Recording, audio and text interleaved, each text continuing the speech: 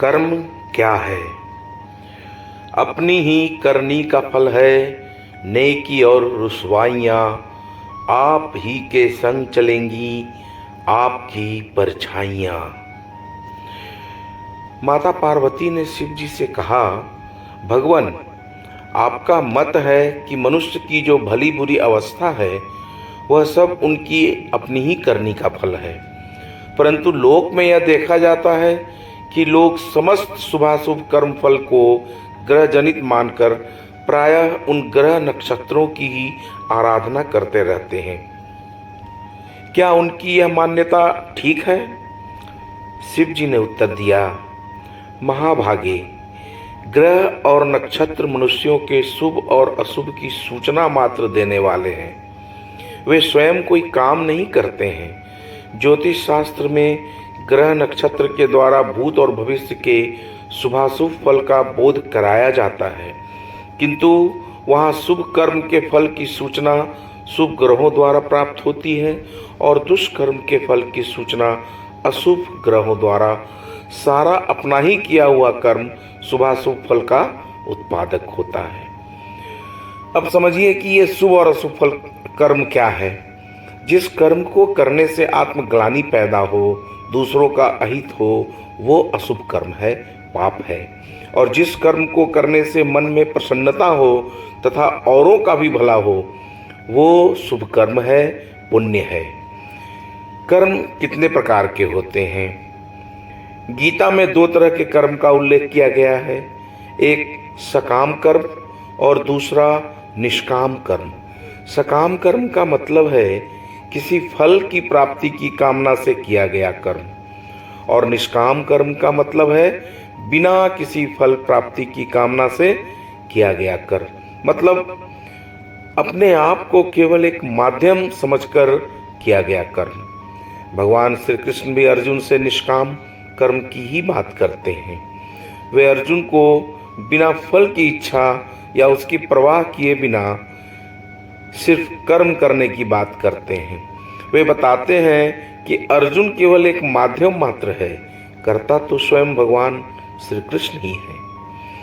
लेकिन हमारे ग्रंथों में चार तरह के कर्मों को बताया गया है: संचित कर्म, प्रारब्ध कर्म, क्रियमान कर्म और आगामी कर्म। आइए इन सभी कर्मों के बारे में विस्तार से समझते हैं।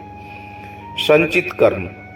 संचित कर्म हमारे कई जन्मों का किया हुआ ऐसा कर्म जिसका फल हम उस जीवन के रहते पूरा नहीं भोग पाए, अच्छा या बुरा, दोनों तरह का कर्म।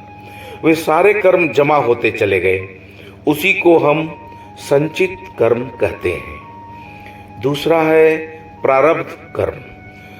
प्रारब्ध कर्म हमारे संचित कर्मों का एक हिस्सा मात्र होता है, जिसके अच्छे बुरे फल को भोगने के लिए हमें ये जन्म लेना पड़ा है। मतलब ये है कि इसके फल को भोगने से हम अपने आप को रोक नहीं सकते।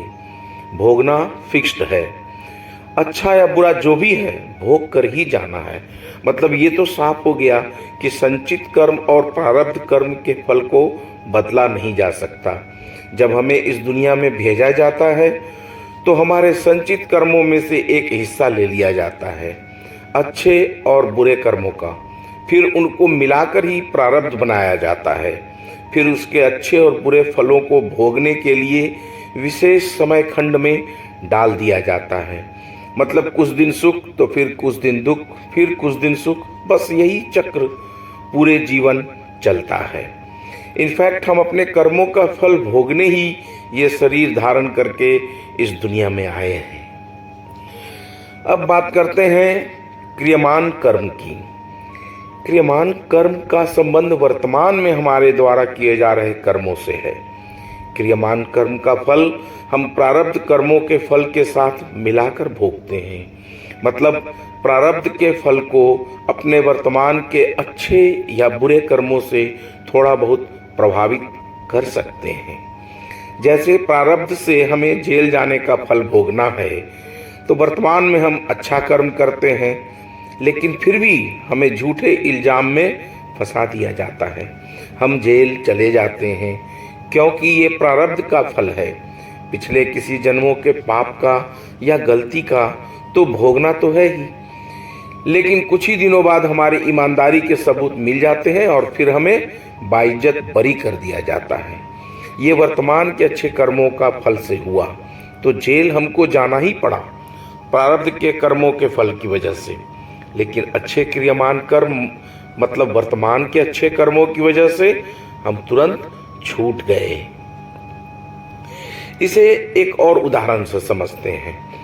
मान लीजिए कि प्रारब्ध कर्म के फलस्वरूप हमें बीमार होकर अस्पताल में कुछ दिन रहना था, लेकिन हमने दयालुता का भाव दिखाकर वर्तमान में अच्छे कर्म करते हुए अपने किसी रिश्तेदार या मित्र को मदद करने के विचार से उसके साथ अस्पताल में कुछ दिन बिताकर उसकी सेवा कर दी।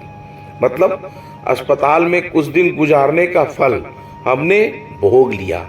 तो वर्तमान के अच्छे कर्म की वजह से हमें हमारी किसी बीमारी के कारण अस्पताल में भर्ती नहीं होना पड़ा, तो हम खुद किसी बीमारी से परेशान होने से बच गए।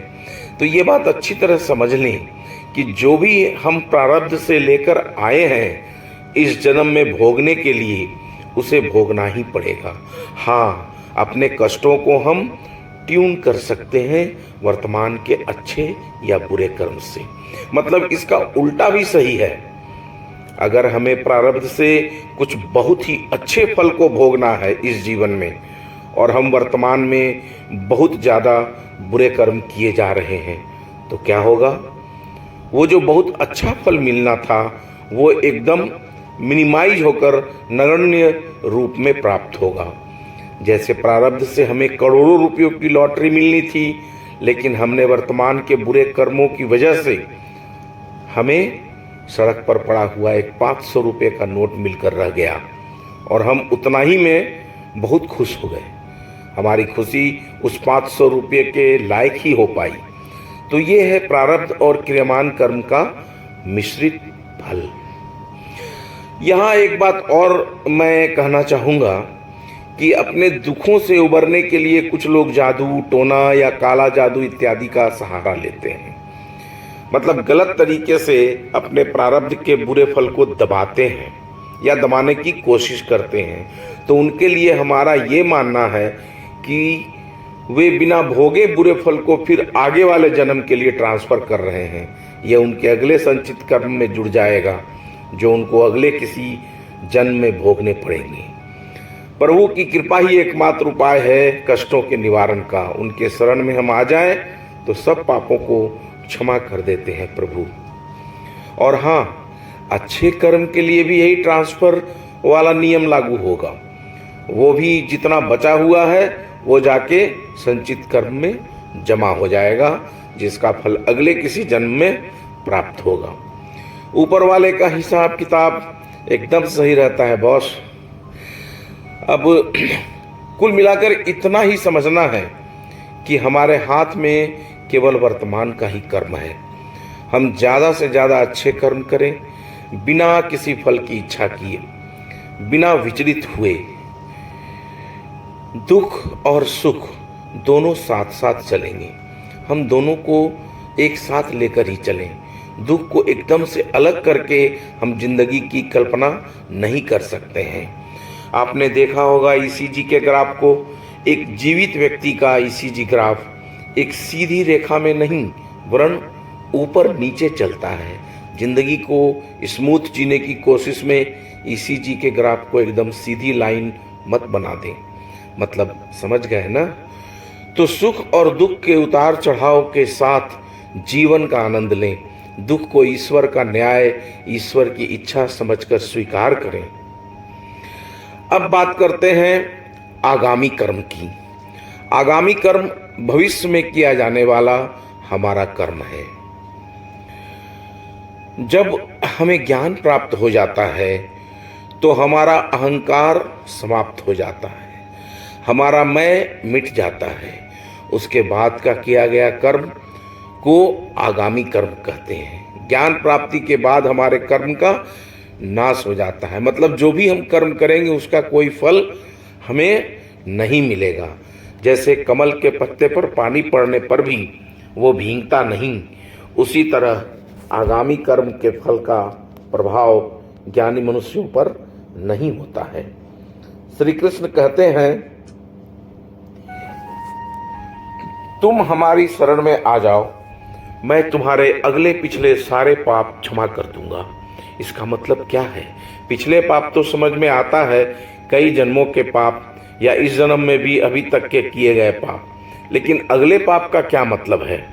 मतलब भगवान हमें ज्ञान प्राप्त कराने की बात कर रहे हैं और आगामी कर्म की बात कर रहे हैं जिसके फल का नाश हो जाएगा। तो अंत में मैं इतना ही कहूँगा कि हमें ईश्वर पर भरोसा करके केवल अच्छे अच्छे कर्म करना चाहिए। जय श्री कृष्ण।